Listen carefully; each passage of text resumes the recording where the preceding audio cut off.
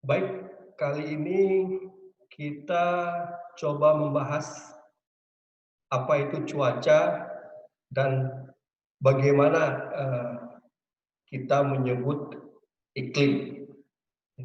Jadi kalau kita perhatikan ya dari presentasi ini, ya, jika kita diberikan sebuah informasi, katakanlah ini ya, jadi ada informasi Banda Aceh pada tanggal 15 Mei tahun 2020 jam 7 malam ya, itu disebutkan bersumber dari Badan Meteorologi dan Klimatologi serta Geofisika Indonesia, Banda Aceh akan terkena hujan yang sifatnya lokal dengan suhu 26 derajat Celcius.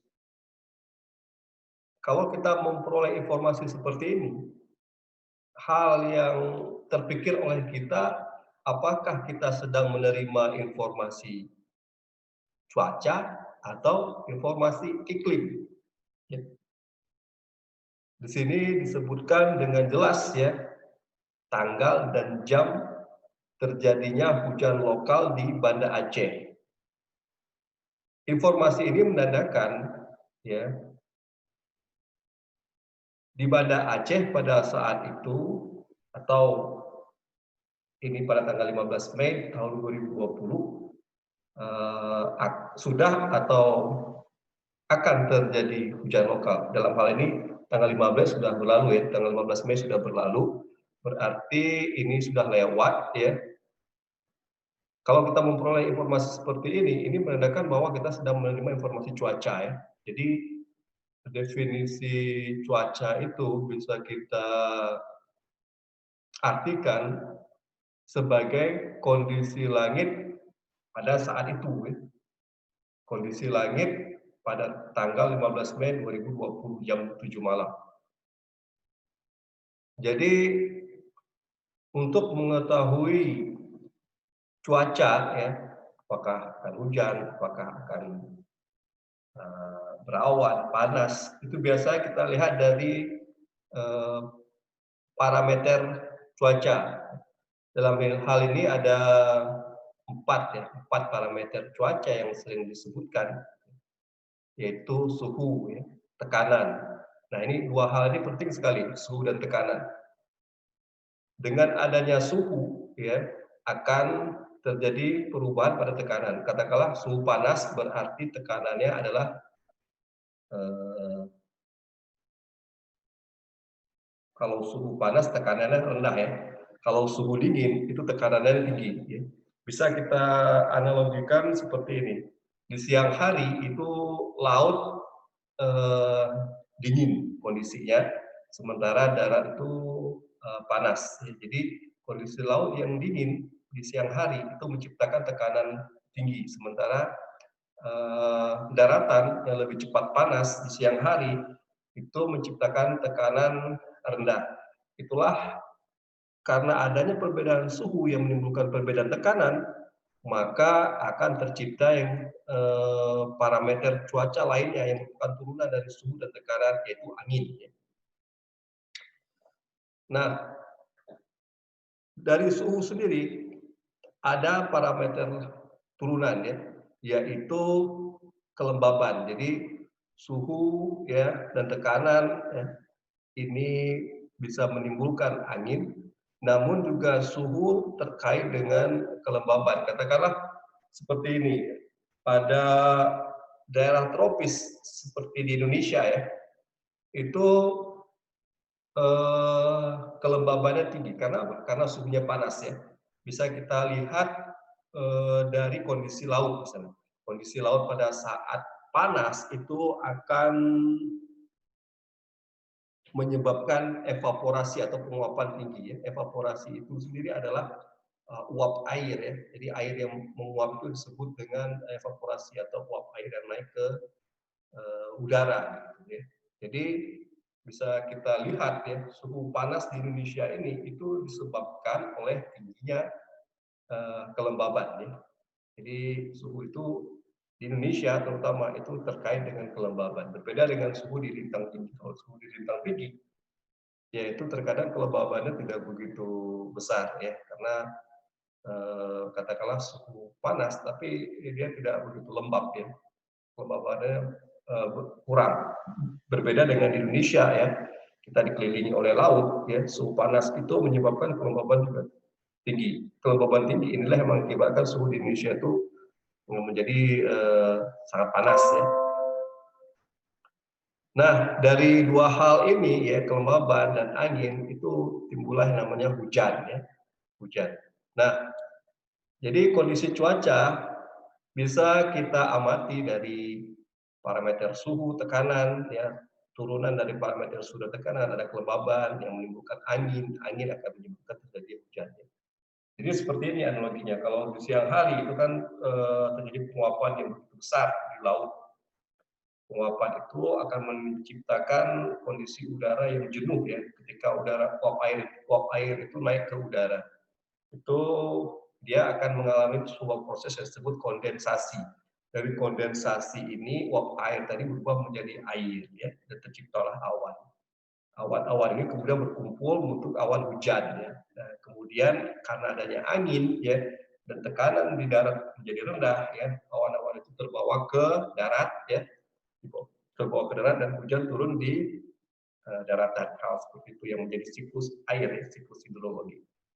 Hal-hal dasar seperti itu yang menciptakan terjadinya hujan di darat. Nah, kalau keadaan cuaca ya itu bisa diprediksi. Namun prediksinya itu tidak bisa jauh ya.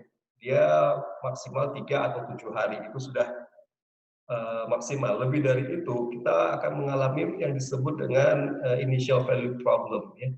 Jadi permasalahan pada nilai awal ya. Itulah sebabnya prediksi cuaca yang dikeluarkan oleh BMKG itu biasanya memperkirakan kondisi atmosfer selama 3 atau 7 hari ke depan. Lebih dari itu tidak bisa. Ya.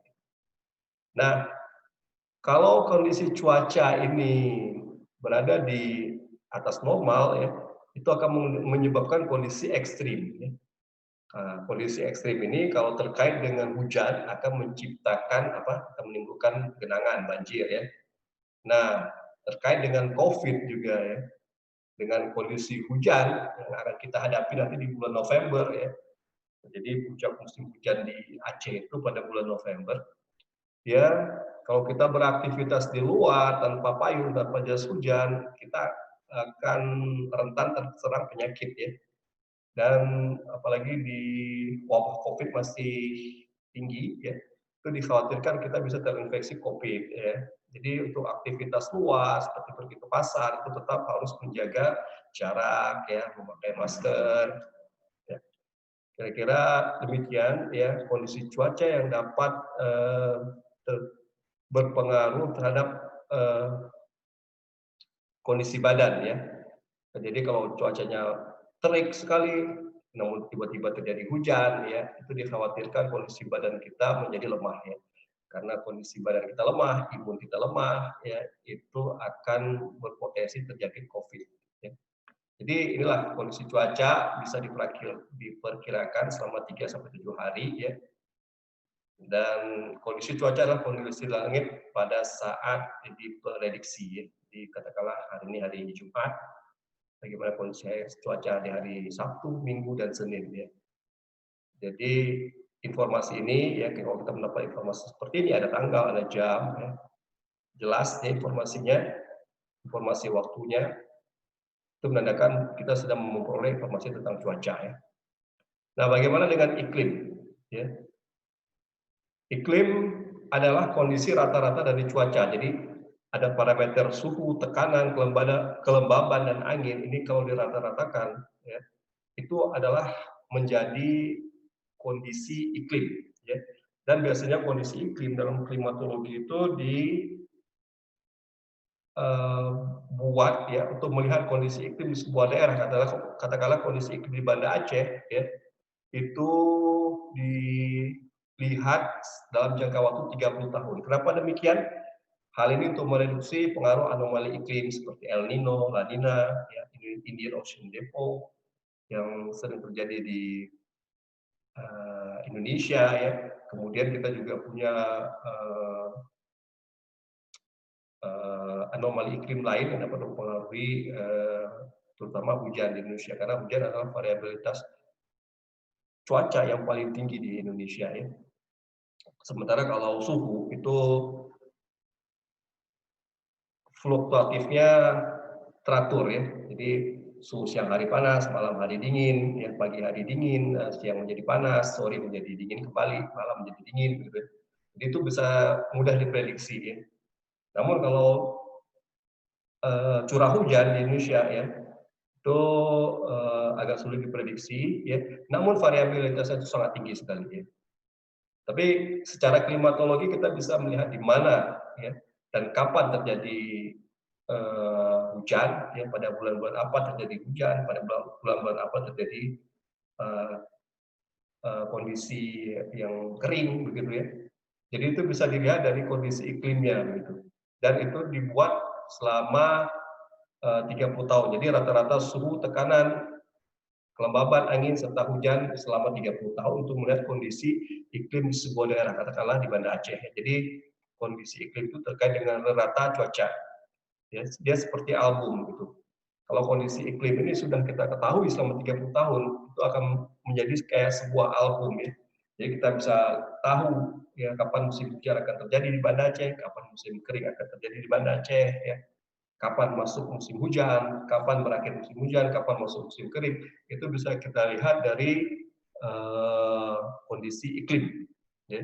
Jadi manfaat mengetahui kondisi iklim ya, yang dilihat, yang diamati selama 30 tahun ya, itu untuk pertanian, ya, untuk perkebunan. Nah, ini kondisi iklim itu sangat berkorelasi, sangat terkait erat dengan kegiatan pertanian, perkebunan, ya.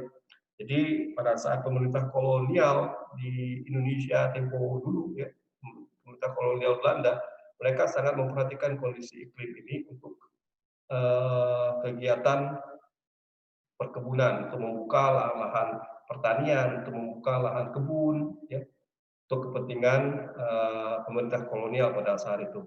Dan juga seiring dengan terbukanya lahan pertanian, lahan perkebunan, ya, mereka butuh air ya. Jadi kondisi pengairan juga tergantung kondisi iklim. Jadi kapan masuk musim hujan, kapan masuk musim kering ya, itu bisa diamati selama 30 tahun yang akan digunakan informasinya untuk membangun waduk, membangun embung, ya, membangun bendungan, ya, yang bertujuan untuk konservasi air, ya, untuk menjaga air yang sangat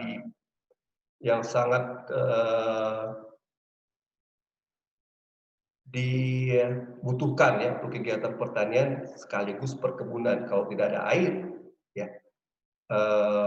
ini bisa gagal panen. Atau tanaman tidak bisa tumbuh dengan baik. Ya.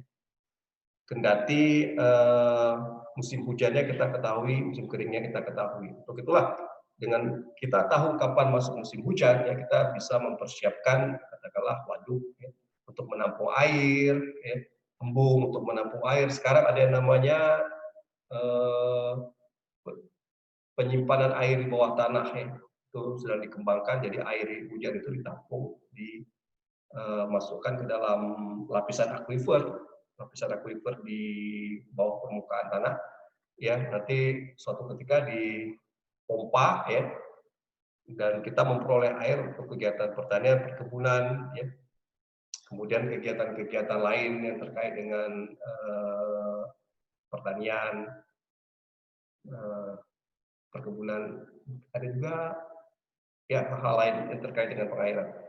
Nah, sekarang ini ya karena sering terjadi cuaca dan iklim ekstrim ya. Jadi informasi cuaca dan iklim ya itu sering digunakan untuk peringatan dini pula sekarang ya. Peringatan dini karena frekuensi terjadinya banjir, kekeringan itu semakin meningkat. Jadi informasi iklim ini ya yang diperoleh dari rata-rata cuaca selama 30 tahun itu digunakan untuk peringatan dini ya. Nah, ini hal yang baru. Kenapa? Karena telah terjadi perubahan iklim. Ya. Jadi informasi iklim dan informasi yang diperoleh dari rata-rata cuaca selama 30 tahun itu hal yang baru ya di dunia klimatologi ya untuk peringatan dini. Karena apa? Karena telah terjadi perubahan iklim. Kalau dulu ya sebelum terjadi perubahan iklim, informasi iklim ini murni digunakan untuk kegiatan pertanian, perkebunan, ya jadi mereka mengetahui zonasi agroklimatologi namanya, jadi, dampak curah hujan ya, terhadap kelangsungan hidup tanaman ya. Kalau sekarang ya informasi iklim seperti yang sering dikeluarkan oleh BMKG itu terkait dengan peringatan dini ya. Karena apa? Frekuensi bencana hidrometeorologis itu sudah meningkat. Ya.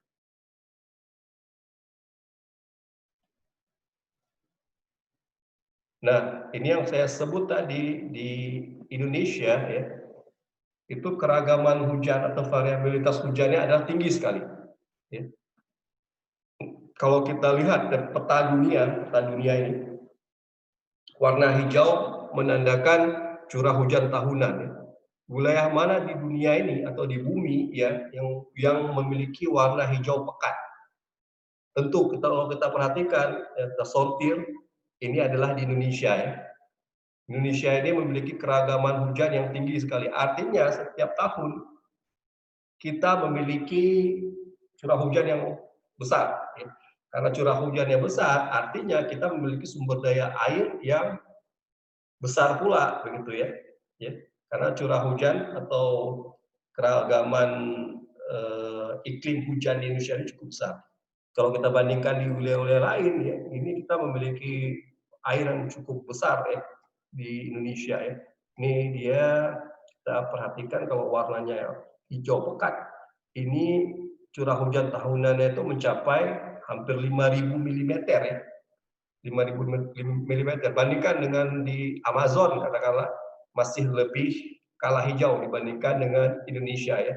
Artinya di hutan Amazon sendiri ya itu curah hujannya tidak setinggi Indonesia. Kalau kita bandingkan dengan wilayah lain seperti di Kongo misalnya, itu masih kalah tinggi ya kondisi curah hujannya begitu. Seluruh bumi itu kondisi keragaman curah hujan tertinggi ada di Indonesia. Kalau kita bandingkan di wilayah lain, itu masih kalah dibandingkan dengan sumber daya air yang cukup besar di Indonesia. Ini terlihat jelas wilayah hijau yang mana yang paling pekat, yaitu adalah di Indonesia ya. Dari Sumatera, Kalimantan, Sulawesi, hingga Papua itu memiliki keragaman hujan yang tinggi. Artinya juga memiliki sumber daya air yang melimpah. Ya. Nah, bagaimana cara menghitung curah hujan? Ya? Jadi curah hujan itu 1 mm curah hujan yang turun ke permukaan bumi, ya, itu sama dengan tinggi air 1 mm pada permukaan seluas 1 meter persegi. Ya. Jadi kalau kita pikir ya, itu curah hujan dalam satuan milimeter itu sangat halus sekali ya. Tapi kalau kita konversi dia ke dalam satuan meter persegi, itu kita akan memperoleh nilai volume air yang besar ya. Katakanlah seperti ini ya, 1 mm sama dengan tinggi air 1 mm pada permukaan seluas 1 meter persegi. Jadi volume air dalam liter itu sama dengan curah hujan milimeter dikali luas wilayah dalam satuan meter persegi. Katakanlah seperti di Banda Aceh ini berapa luas wilayahnya, kemudian dikalikan dengan jumlah curah hujan dalam satuan milimeter. Seperti ini. Pulau Kalimantan katakanlah yang terlihat di sini kan hijau sekali. Mungkin curah hujannya berada di kisaran 4.500 ya sampai 5.000 katakanlah seperti itu. Nah, untuk mengetahui seberapa banyak air yang berada di Pulau Kalimantan itu ya volume air, jadi jumlah curah hujannya tadi antara 4.400 sampai 5.000 mm itu kita kalikan dengan luas wilayah Pulau Kalimantan ya, dalam satuan meter persegi. Jadi kalau kita konversi dalam volume itu kita akan mendapatkan jumlah air yang begitu besar sekali dalam 1 tahun curah hujan ya. Ini oke. Kemudian kita zoom di wilayah Indonesia ya, kita zoom di wilayah Indonesia ya, terkait dengan parameter iklim yaitu hujan ya, di mana kita memiliki variabilitas yang sangat tinggi sekali setiap tahun ya. Jadi di Indonesia ini curah hujannya tinggi ya, tinggi. Akibatnya kita memiliki surplus air ya. Nah, surplus air ini harus bisa kita jaga gitu ya. Bagaimana kita menjaga air ya, tentu kita harus membangun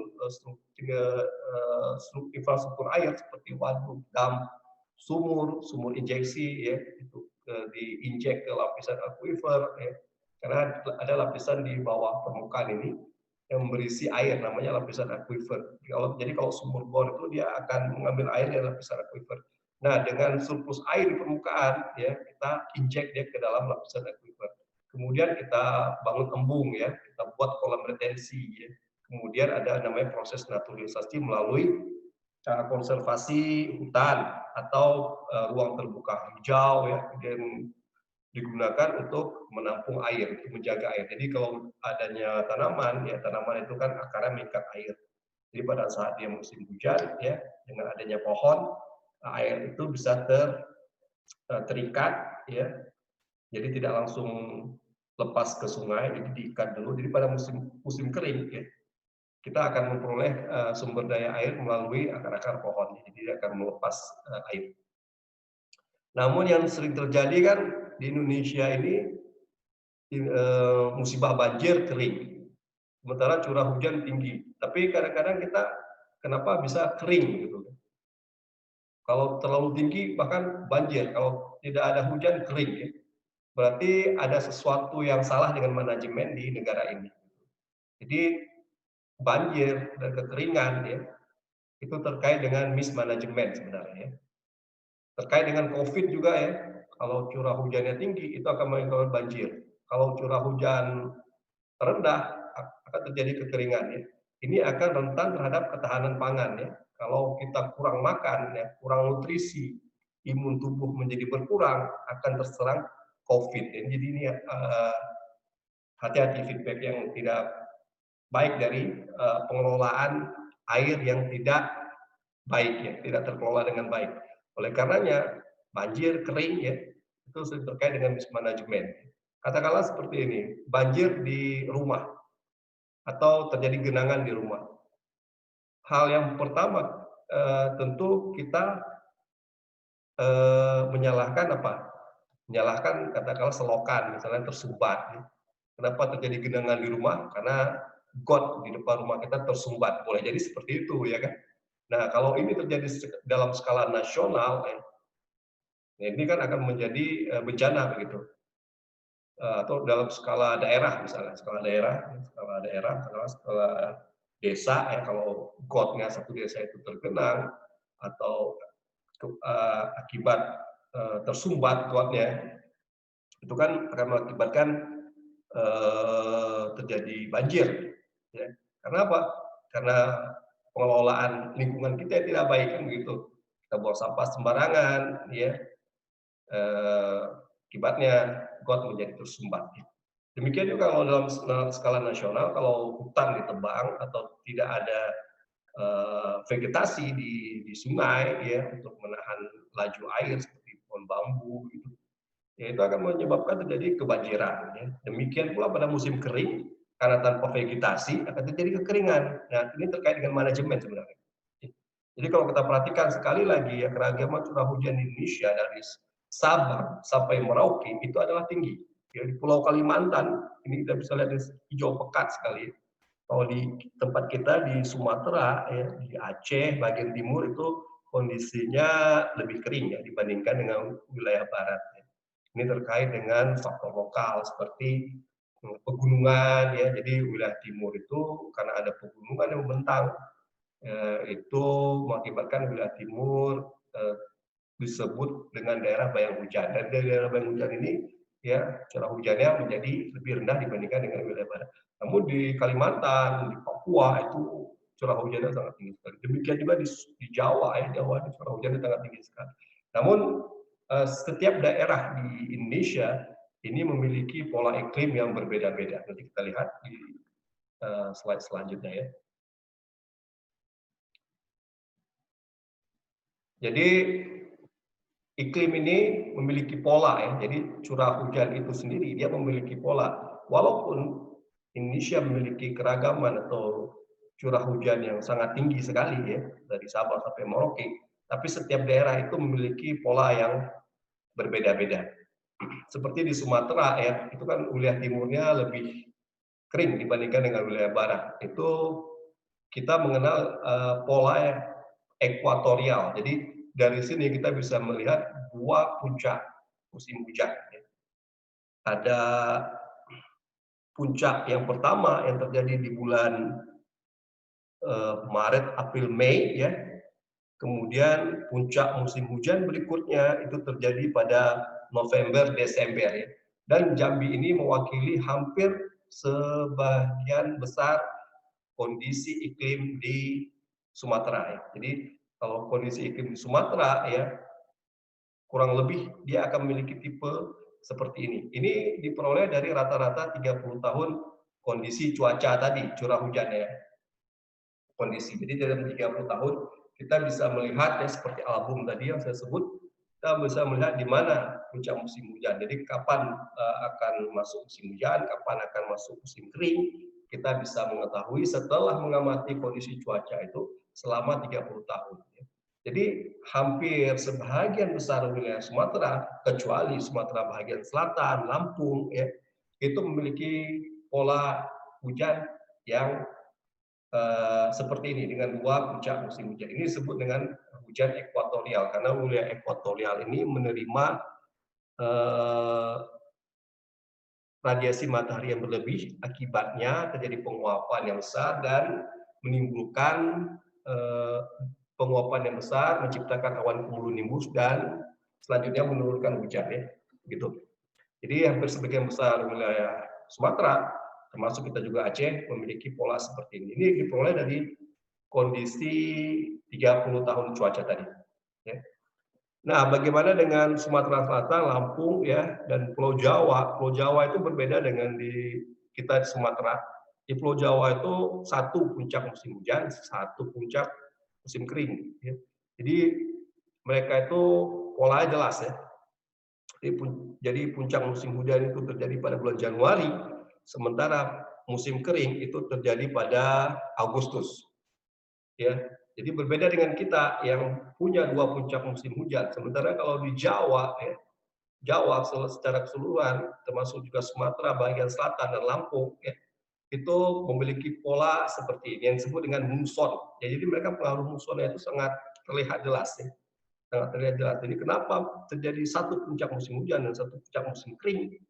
Ya, itu karena pengaruh muson. Jadi bagaimana kita membuat perbedaan antara curah hujan ekuatorial dengan curah hujan tipe muson seperti yang terjadi di Pulau Jawa, bisa kita lihat kalau tipe ekuatorial dia dua puncak musim hujan. Jadi secara kasat mata kita bisa melihat seperti terjadi seperti huruf konsonan M ya, dua puncak musim hujan huruf konsonan M.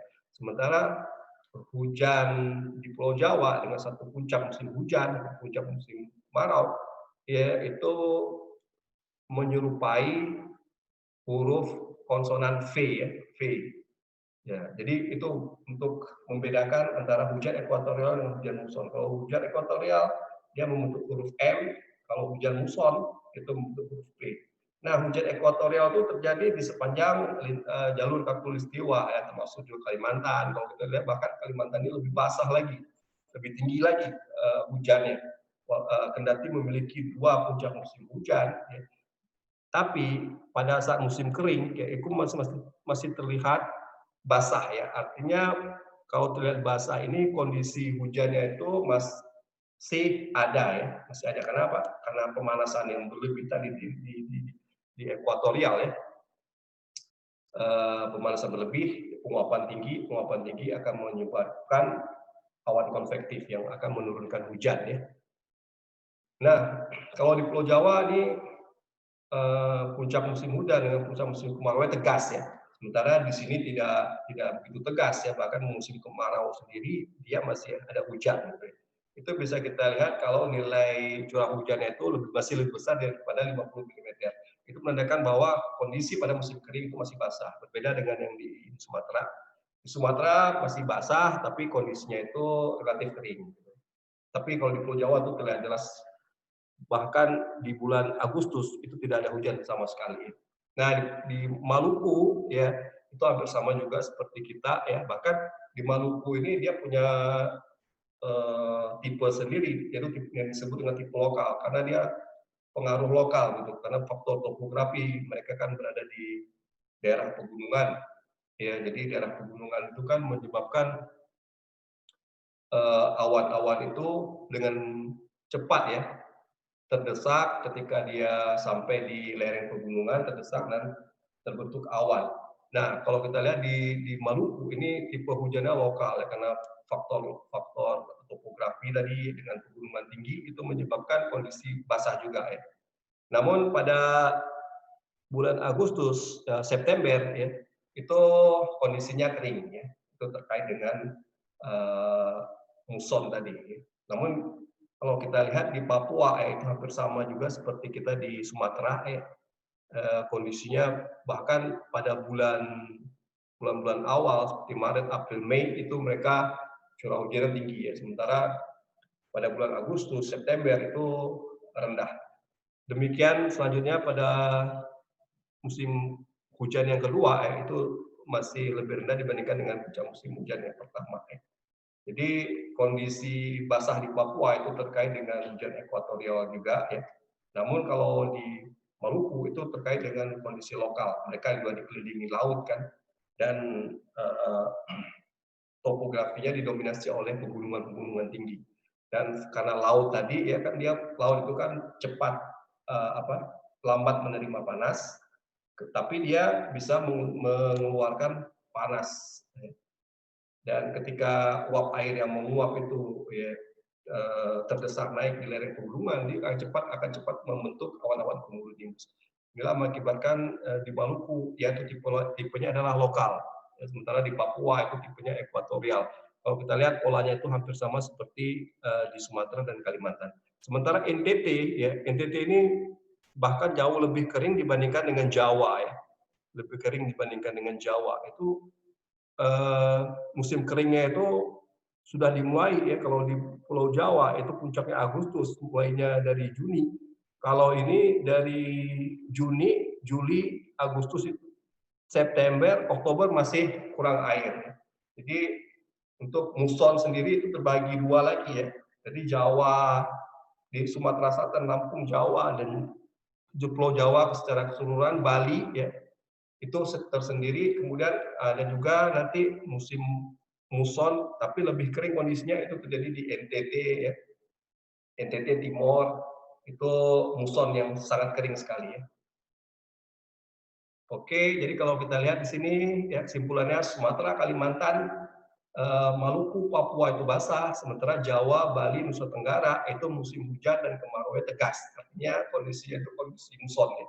Karena faktor musiman tadi. Sementara lokal karena faktor topografi dan lokasinya yang berada di laut itu tipenya tipe lokal.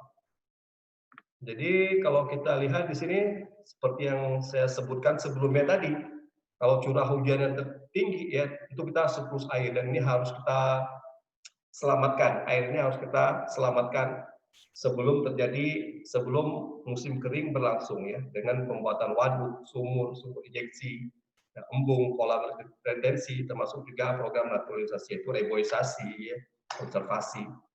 Nah, ini terkait dengan ketahanan pangan yang akan berdampak terhadap COVID.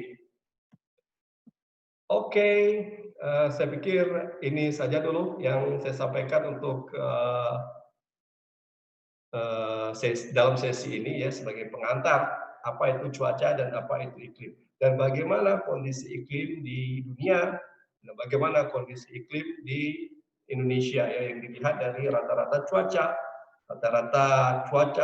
yaitu parameter curah hujan selama 30 tahun. Oke, jadi untuk mengamati iklim, kondisi yang harus diamati adalah selama 30 tahun. Kurang dari itu, apakah bisa? Bisa saja, tapi eh, tidak terlalu mewakili kondisi normal. Kondisi normal iklim di sebuah daerah, begitu ya. Bisa saja, tapi tidak belum mewakili kondisinya. Dia sesuai dengan ketentuan WMO, World Meteorological Organization, ya. Demikian juga yang telah diadopsi oleh BMKG itu kondisi iklim atau kondisi klimatik atau kondisi normal iklim di sebuah daerah diamati dari kondisi curah hujan selama 30 tahun. Oke? Kemudian apalagi tadi di Indonesia kita punya 3 tipe iklim ya. Ada ekuatorial ya seperti Sumatera, Kalimantan, Papua, muson ya seperti di Jawa, Sumatera Selatan, Lampung. Kemudian ada juga muson kering, lebih kering lagi yaitu di NTT. Sementara di Maluku ada tipe iklim lokal. Mungkin itu saja dulu yang saya sampaikan. Terima kasih. Jangan lupa subscribe dan klik like.